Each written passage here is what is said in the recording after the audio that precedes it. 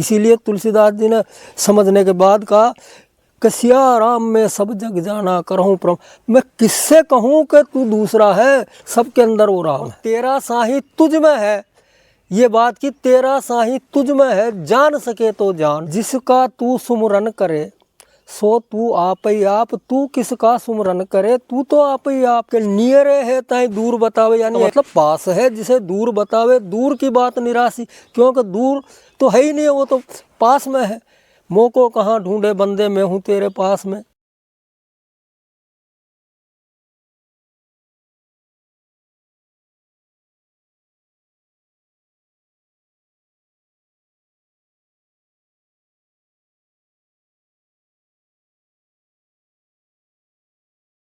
प्रणाम।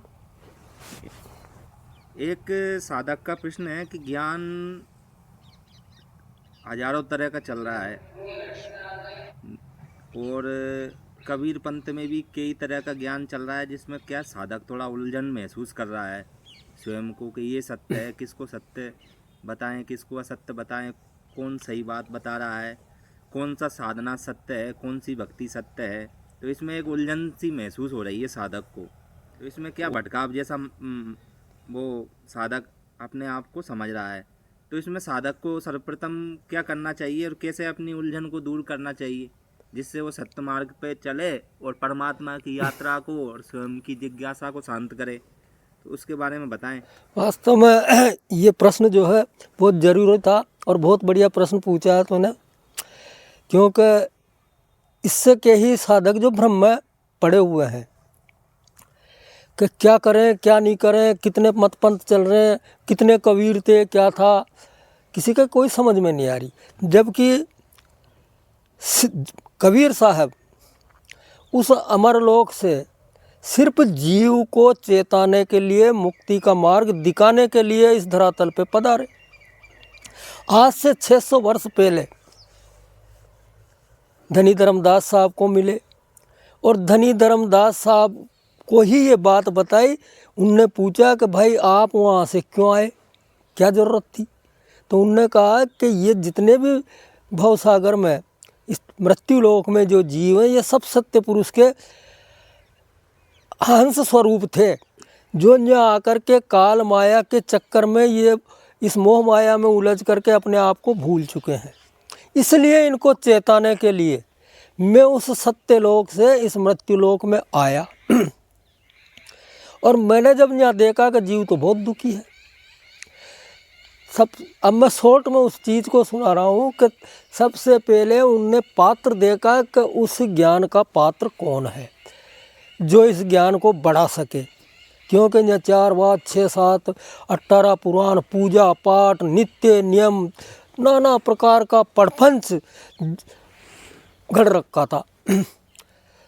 तब उनने देखा कि उनके पहले धनी धर्मदास जी जो है, उनको भी जीव को चेताने के लिए सतयुग में परम पुरुष परमात्मा ने यहाँ भेजा, लेकिन काल माया के चक्कर में आकर के वो भी उलझ गए। और सतयुग से त्रेता युग और द्वापुर और कलयुग में आकर के बार बार धर्मदास जी को वो ज्ञानी जी, उनका नाम वहाँ सत्यलोक में ज्ञानी जी है, ज्ञानी जी उनने भेंट की, लेकिन उनने जो है वो ज्ञान स्वीकार नहीं करा और गुरु भी स्वीकार नहीं करे। तब कलयुग में आकर के धनी धर्मदास जी को जो है, इसमें मथुरा में उनकी भेंट हुई और मथुरा में उनको जो है कुछ चमत्कार दिखा करके आकर्षण पैदा किया। तब उनके ये समझ में आई कि ये कोई महाशक्ति है। और वास्तव में उनने जब चर्चा करी, वो पहले उसके वेद पाठी थे, सालग्राम के और दुनिया भर के पूजा पाठ करते थे, लेकिन जैसे ही उनने एक ऐसा वृतांत जो सुनाया तो धनी धर्मदास साहब एक बहुत चक्के से हो गए। और उनके अंदर से जो है ये जिज्ञासा जगी कि भाई सत्यलोक कहाँ है, मैंने तो कहीं चर्चा ही नहीं सुनी। और उन्होंने ये भी कहा कि आप तो ऐसी डींगे मार रहे हो जो न किसी ने देखा है न सुना है, कैसे मान लूँ। लेकिन वो सामर्थ पुरुष थे, उनने धर्मदास जी को वो सत्यलोक का दीदार कराया, वहाँ पहुँचाया। तब उनके ये समझ में आई कि हाँ वास्तव में ये अजर लोक, ये हंस लोक है और यहाँ जो है ये जीव मृत्यु लोक में फंसा हुआ है।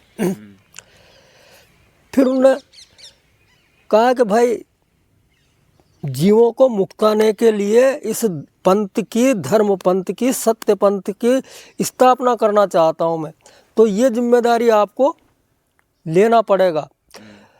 वैसे उनने बार बार मना भी करा, लेकिन उनने कहा कि तुम्हें इसकी चिंता करने की आवश्यकता नहीं है, वो सब सत्य पुरुष का कार्य है, वो स्वयं आकर के कार्य करेंगे, आप तो संभाल लो इसको, निमित्त मात्र बन जाओ। और वो सत्यलोक से नौतम श्रुति मुक्तामणि नाम साहब आएंगे और इस पंथ को वो ही चलाएंगे। नौतम सुरती नहीं, मुक्तामणि साहब, नौतम सुरती तो स्वयं कबीर साहब हैं। मुक्तामणि नाम साहब पधारे और उनको जो है उस गद्दी का भार दिया। वैसे इनके जो है धर्मदास जी के बड़ा पुत्र था नारायण दास, लेकिन उन्होंने कह दिया कि ये इससे पंथ नहीं चलेगा, ये तो स्वयं काल अंश है। तो उनको गद्दी संभलाई और गद्दी संभलाने के बाद कई प्रकार का जब धर्मदास जी के भ्रम पैदा हुआ तो उन्होंने एक जगह कहा है, वंश हमारा अंश है, अंश ही रूप हमार, या में दो कर मान है, पढ़े 84 धार। यानी जो वंश में अंश है वो सत्य पुरुष का अंश है और तभी से चला हुआ आ रहा है, और उसमें भेद जो समझेगा, मेरी वाणी नहीं है ये, उसमें कबीर वाणी में भी लिखा है, बोध सागर में लिखा है, कई जगह लिखा हुआ है।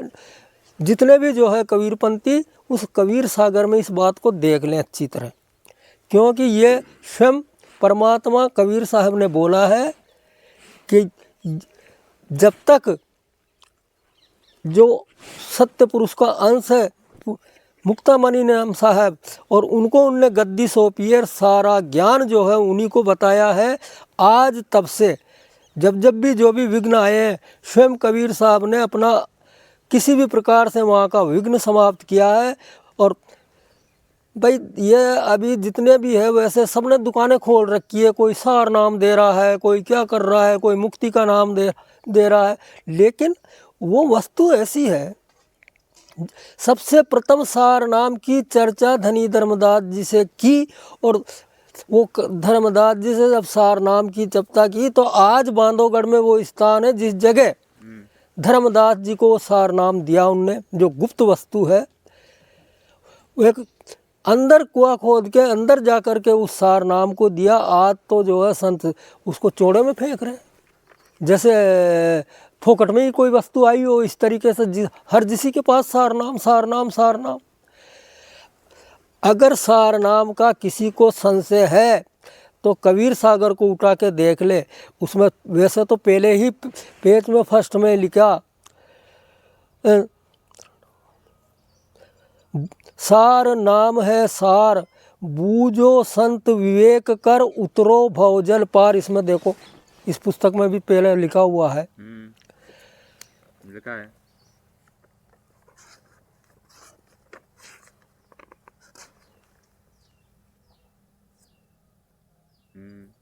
ए में नहीं है, ए में नहीं है, होगा वो में दूसरी में।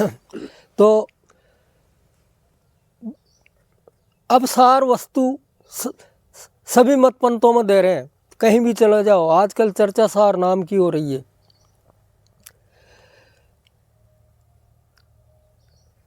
लेकिन आज जितने भी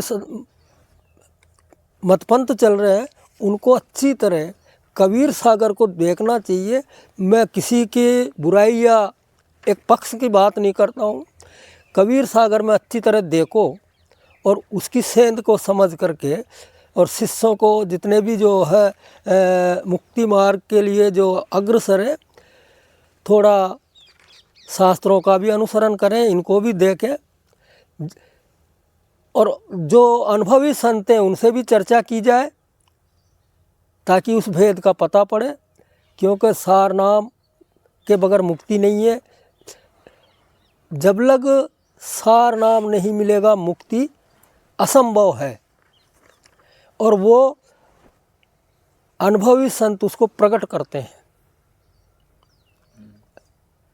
अब वो कैसे प्रकट, जिस प्रकार से बादल में देख लो, बदल जो है कभी छिप जाता कभी प्रकट हो जाता, इस प्रकार से वो बहुत गुप्त वस्तु है। और उस गुप्त वस्तु को लखाया जाता है। वो लखाने का जो शब्द है, देखने और लखाने में बहुत रात दिन का अंतर है। उसको लखाया जाता है।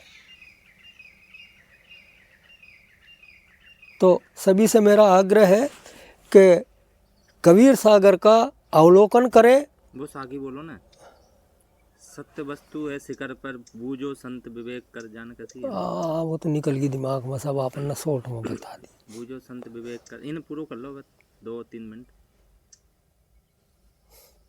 तो सार वस्तु स्वयं की लगन और वो जो परमात्मा है, जो विदेह स्वरूप है, जब तक वो अंतर में प्रकट नहीं हो, और अंतर में प्रकट हो करके अंदर से ही वो सेंध देते हैं। बाहर का जो गुरु है, जो उसको जान रखा है, जिसने समझा है, वो उसको सेंध देते हैं। सेंध इशारा टाइप। ये कोई बताने की या कोई ऐसी वस्तु नहीं है जो हाथ से पकड़ के दे दी या मुंह से बोल के दे दी, सिर्फ वो सेंध दिखाते हैं। और उस सेंध के आधार पे जो वो साधक है, वो साधक अगर चतुर होगा, होशियार होगा, इस काबिल होगा, लगन होगी उसकी, तो उस सेंध को वो समझ जाता है।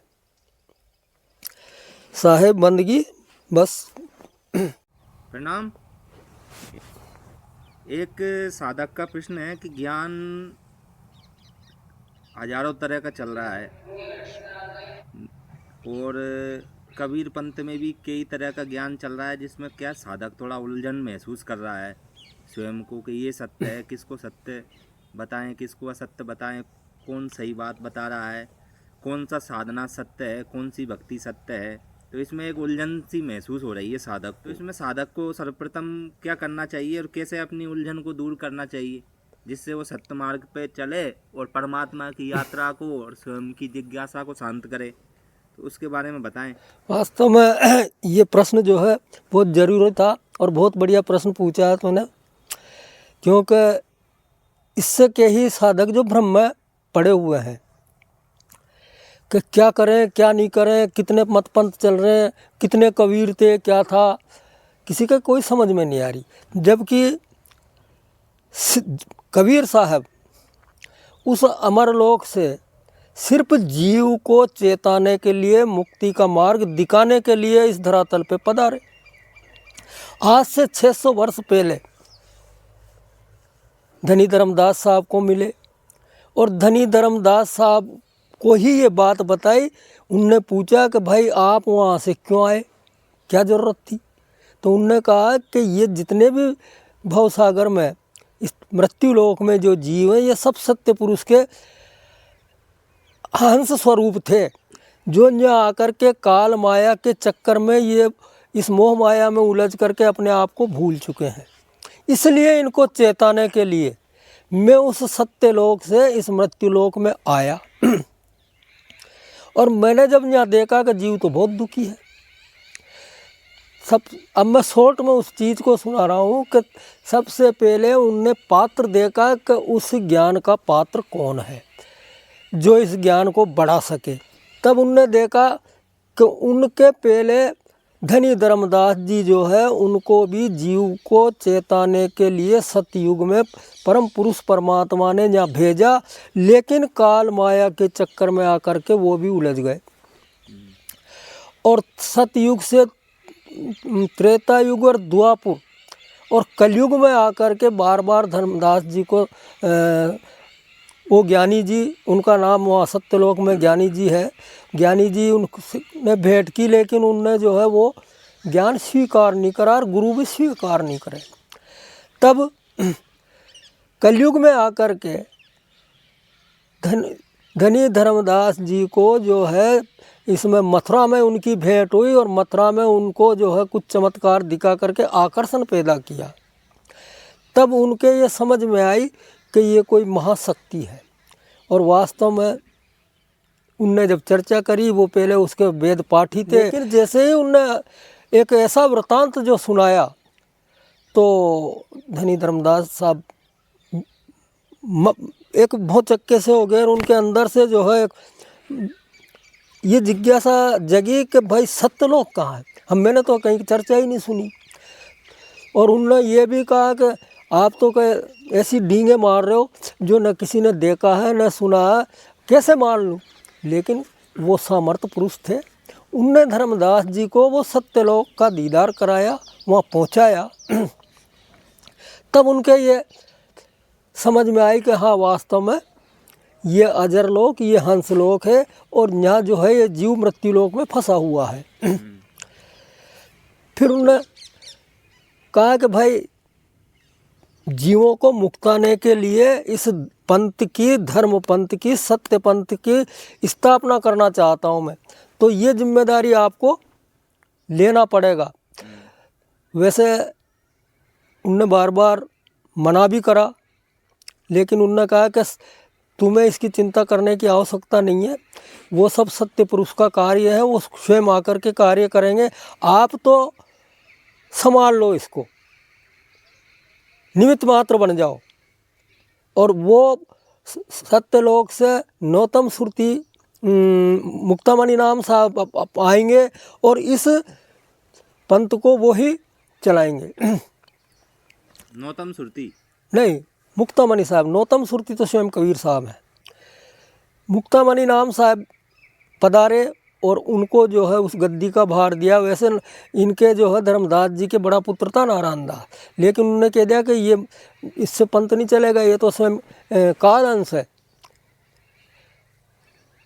तो उनको गद्दी संभलाई और गद्दी संभलाने के बाद कई प्रकार का जब धर्मदास जी के भ्रम पैदा हुआ तो उन्होंने एक जगह कहा है, वंश हमारा अंश है, अंश ही रूप हमार, या में दो कर मान है, पढ़े 84 धार।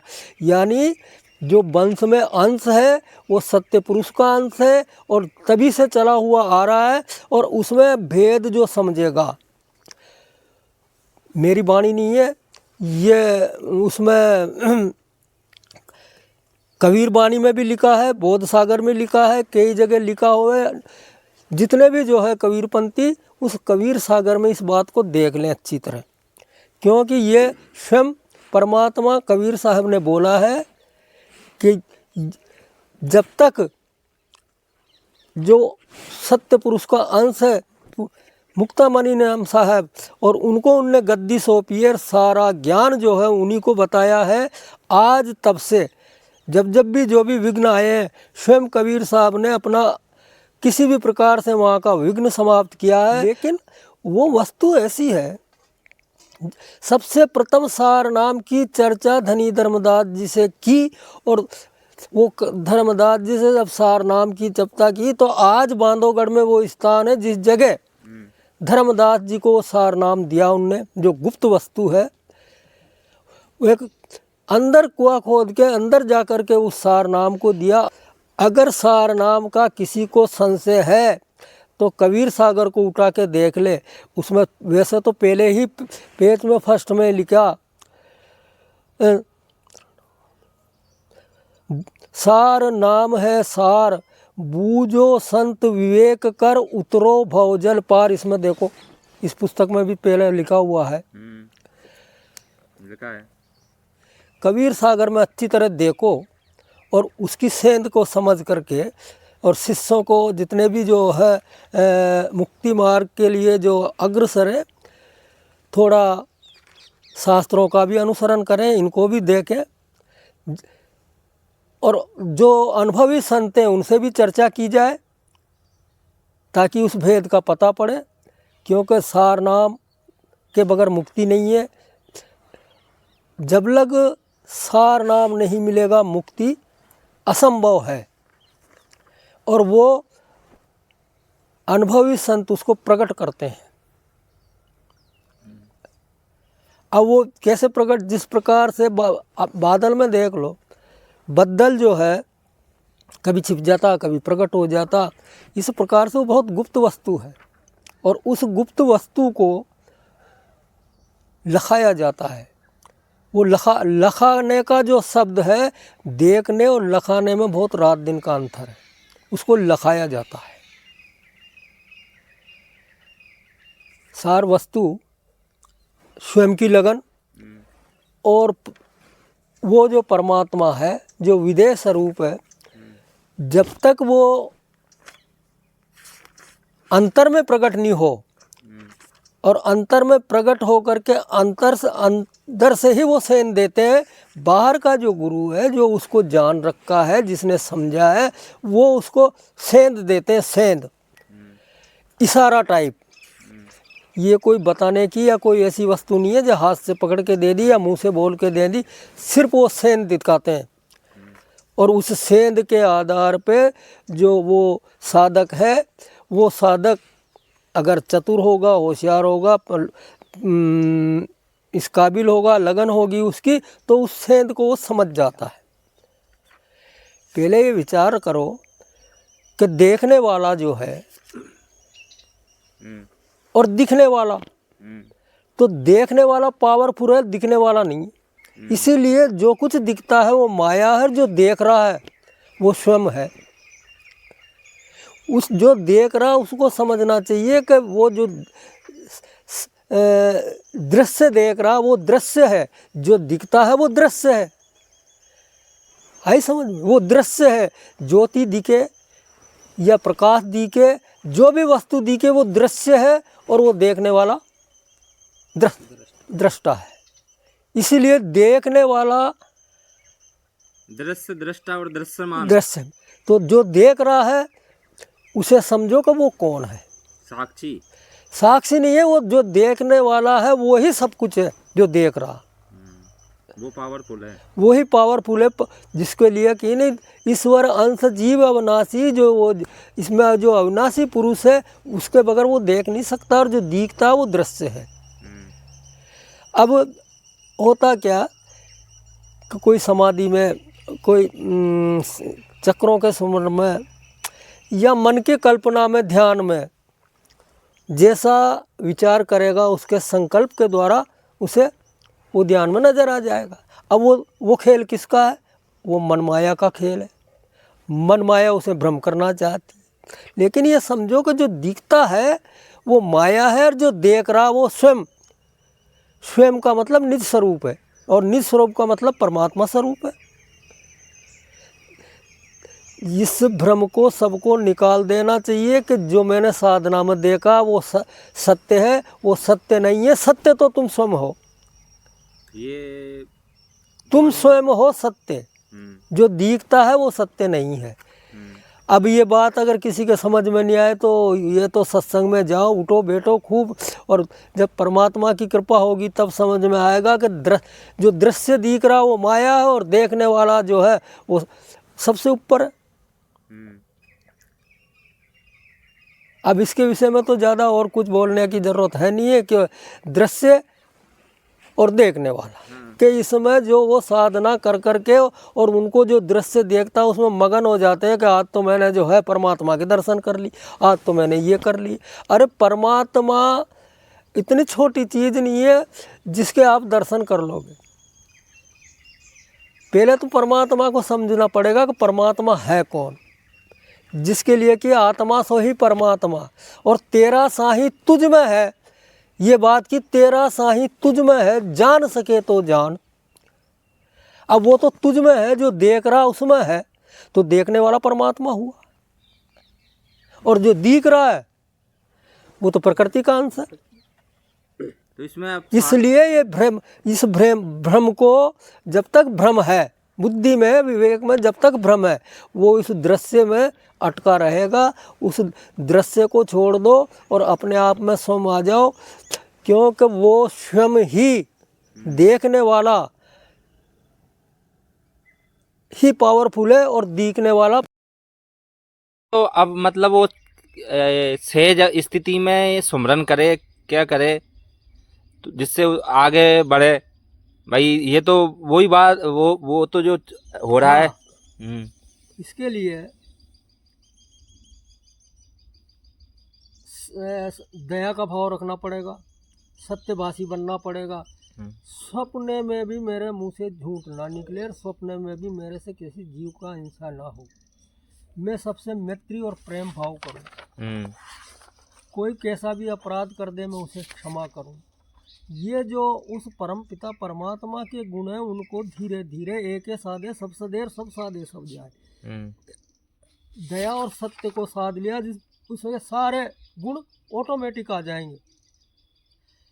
उसमें फिर सहजता आएगी, नम्रता आएगी, विवेक जागृत होगा, अच्छी बुरी हर चीज़ को शब्द परखने की एक पारक शक्ति आ जाएगी। जब तक पारक बुद्धि नहीं आएगी वो शब्द को परख नहीं पाएगा। कोई भी विषय देखेगा तो परख में नहीं आएगा उसके। इसलिए ये जो गुण है, पक्के गुण, इन पे उसको चलना चाहिए और अपने आप जो है उसका सहज छुपाव होगा। छल बुद्धि जो है वो ख़त्म हो जाएगी। आजकल जो है गुरु सीट पर कभी बैठ करके बहुत से लोग लालचवश, कोई तो पैसों पे लालच लगा रहा, कोई शिष्य को जो है छल कपट में दे रहा। ये एक ऐसी पवित्र स्थान है जहाँ जब तक वो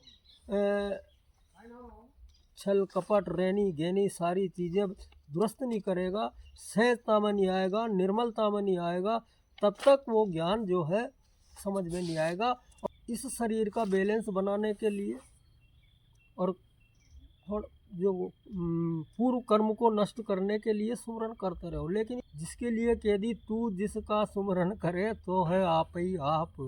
तू सुमरन किसका करे? तू तो आप ही आप है। अब ये बात जिसके समझ में आ जाए कि तू आप ही आप है, बस वो स्थिर हो जाता, स्थिर हो जाता। और स्थिर होने के बाद ये मतलब नहीं है कि वो सब कुछ त्याग देता या छोड़ देता, वो अपने अभ्यास में लगा रहता। उस परमात्मा जो स्वयं है, जो बिछड़ा है उससे परमात्मा से अंश, उसके प्रति उसका एक तत्परता से लगन लगी रहती है।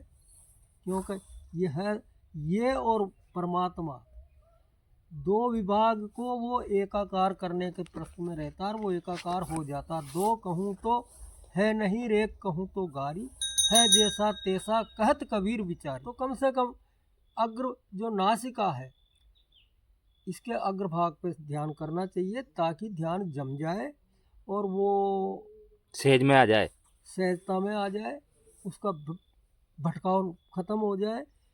क्योंकि जब हम सुमरन पे बैठते हैं चाहे कोई भी है, लेकिन उसका विचार, एक विचार की श्रृंखला चलती है और विचार की जो श्रृंखला है वो मन का काम है।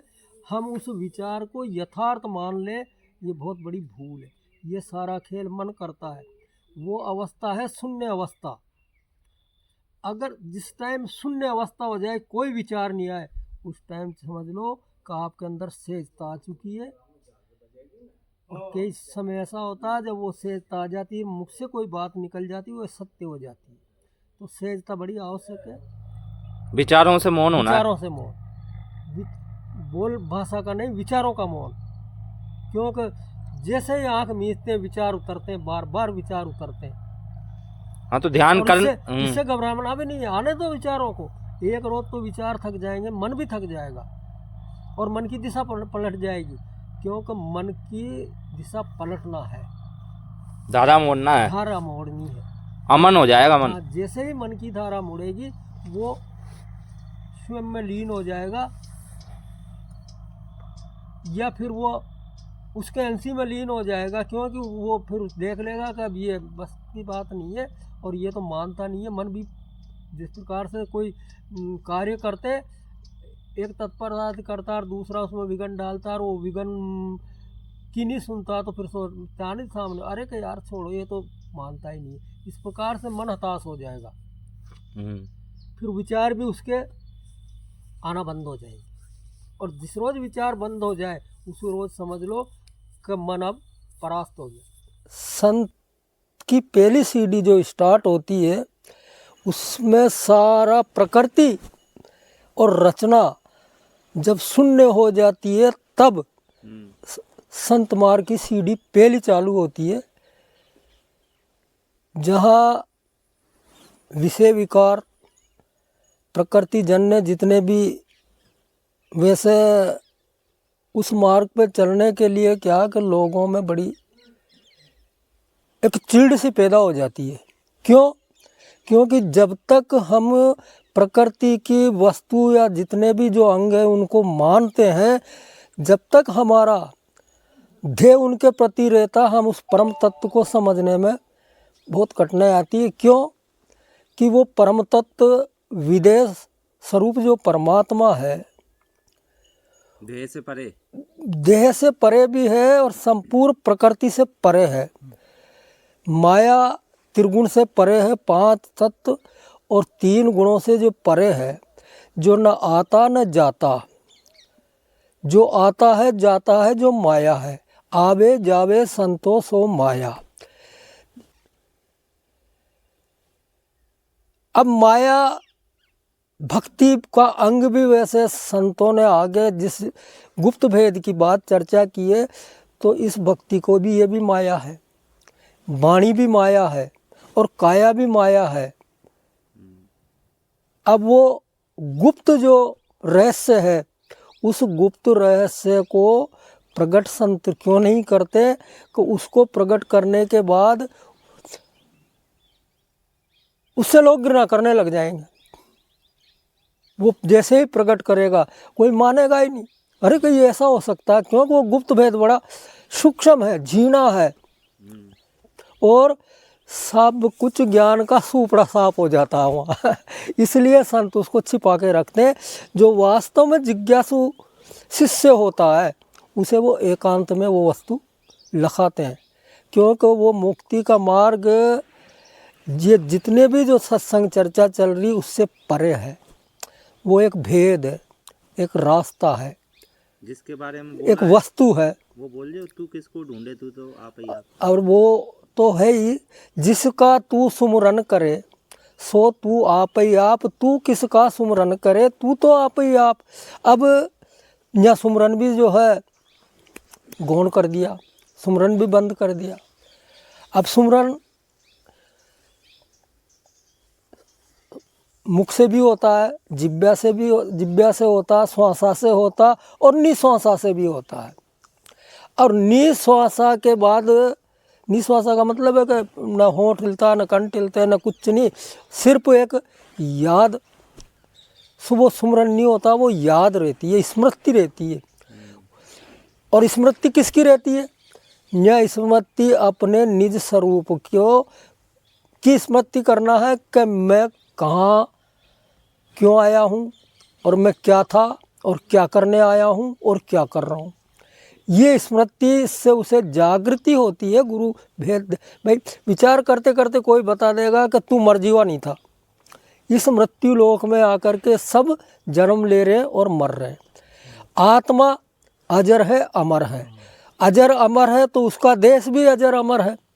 न उसका देश का नाश होता, न आत्मा का नाश होता। इसलिए ये इस मृत्युलोक की तो है नहीं, ये तो अमरलोक की है, जिसे संतों ने सत्यलोक भी कहा, अमरलोक भी कहा और सचखंड भी कहा, सतखंड भी कहा है। शब्द वो क्या है? वो एक शब्द, जो शब्द है, विदेह शब्द इस तरीके से, क्योंकि उसका कोई आकार प्रकार वहाँ 5 तत्व 3 गुणों का कोई लेस नहीं है। और 5 तत्व और 3 गुण उस स्थान से जब शब्द और सुरत नीचे के मंडलों में जैसे ही आया, आने के बाद में इच्छा जो हुई और इच्छा से ये प्रकृति की रचना इसी ने की। इस पूरे ब्रह्मांड का रचने वाला एक मालिक, कोई दूसरा तो है नहीं। यहाँ तक भी कि काल और माया और सब उसी का खेल है।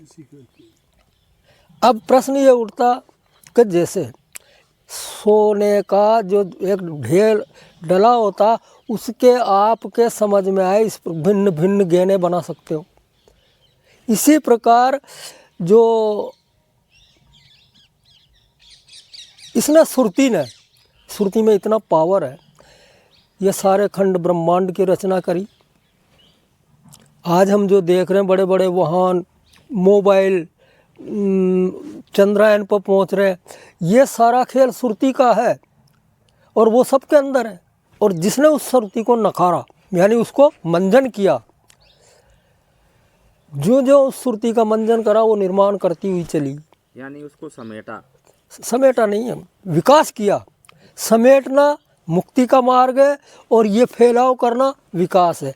अब जब यहाँ से आई तो सारा फैलाव करना ही सुरती का एक अभ्यास पड़ गया। जो ये फैलाव करके इतना इतना आडंबर, जैसे ही बच्चा शिशु के रूप में आता वो उस टाइम सत्य स्वरूप होता है, उसका कोई फैलाव का विचार नहीं होता। और कोई बच्चे तो ऐसी जिज्ञासा पैदा करते हैं जो उनके माँ बाप उनको जवाब ही नहीं दे सकते। वो ये पूछ लेते हैं ये आकाश कहाँ से कैसे बना, ये पृथ्वी कैसे बनी, तो ये जल कैसे बना, कोई साधारण आदमी जवाब दे सकता है क्या? क्यों? कि वो उसे पूरी स्मृति याद है, पुरानी स्मृति याद है, इसलिए वो प्रश्न करता है ऐसा। अब इसको जानने के लिए सत्संग अति आवश्यक होता है। और सत्संग में जाते जाते जो अनुभवी जो संत होते हैं वो उस गुप्त भेद को अपने आप प्रकट कर देते हैं।